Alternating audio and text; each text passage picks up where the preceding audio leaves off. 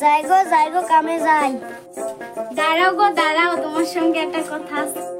এই দাঁড়াও গো দাঁড়াও, ঘরে একটা সবজি নাই, ডাল নাই, সবজি ডাল কিনে নিয়ে আসবে আজকে বাড়িতে। ঠিক আছে গো আনিরো। হ্যাঁ আনবে।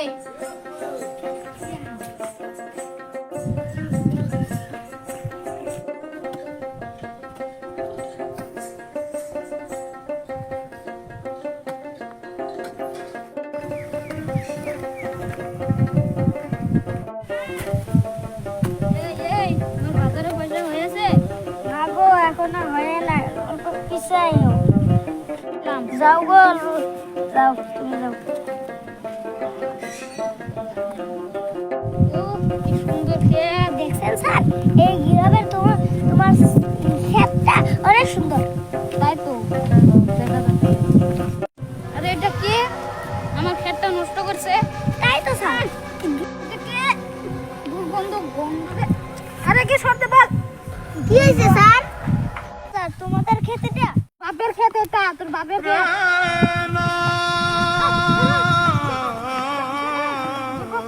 আর আমার সাথে এইভাবে করবেন না, আমি আর আসবো না, ক্ষমা করে দাও।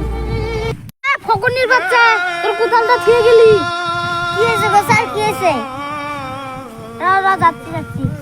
স্যার ধন্যবাদ, তুমি আমার কুদালটা দিয়ে দিলে। যা এখান থেকে ফকনির বাচ্চা। এর বাচ্চার দেখ, আমার ধন্যবাদ দেখতে একটা কুত্তাও নিবে না। চলে বাড়িতে যাই, আজকে কি জবাব দিব? আমাকে মানুষটা অপমান করে কেটে দিল।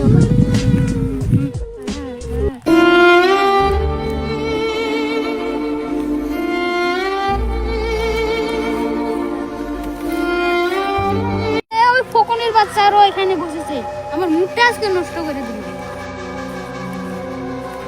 ফকনির বাচ্চা, ফকনির বাচ্চা।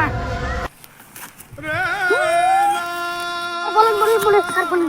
ফকনির বাচ্চা, তুই আরো এখানে শুতেছিস? তোকে আরো থেকে গ্রামে যদি দেখি এক নাতিতে তোকে ঢাকা শহরে বেটে দিব। ঠিক আছে যাচ্ছি। তুমি আজকে যে অপমান করলে আমি এর প্রতিশোধ নিব। ফকনির বাচ্চা আবার প্রতিশোধ নিবে। আর তোমার আল্লাহ বিচার করবে।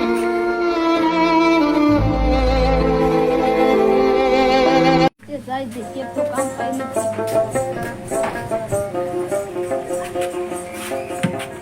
দেখতো কি এসেছে। এবারও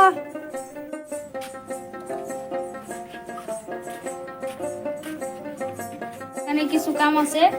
দাঁড়াও, লিস্টটাতে কাম আছে নাকি দেখি। কাম আছে। হ্যাঁ, তুমি সরিয়ে এসে লোকটা, তুমি সেদিন অপমান করেছিলে। তাই থেকে কি হয়েছে অল্প খুলে বলো তো।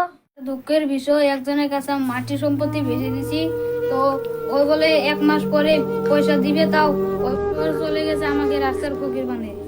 বলেছিলাম আল্লাহর বিচার আল্লাহ করবে, দেখছো আল্লাহর বিচার আল্লাহ করেছে। আমাকে ক্ষমা করে দেন, একটা কাম থাকলে যদি একটা দিয়ে দেন কাম। তোমাকে আর কি বলবো, আমার কাম আছে, সিকিউরিটির কাম। এই পর্যন্ত আমি ফকনির কামটা পেয়ে গেলাম। বললে না কিছু বললাম না। ফকনির বাচ্চা কয়দিন যেতে যেতে আমি সই সম্মতি আমি সব নিই। কাল থেকে আমার জবে কাম করো। তাহলে আমি আসি।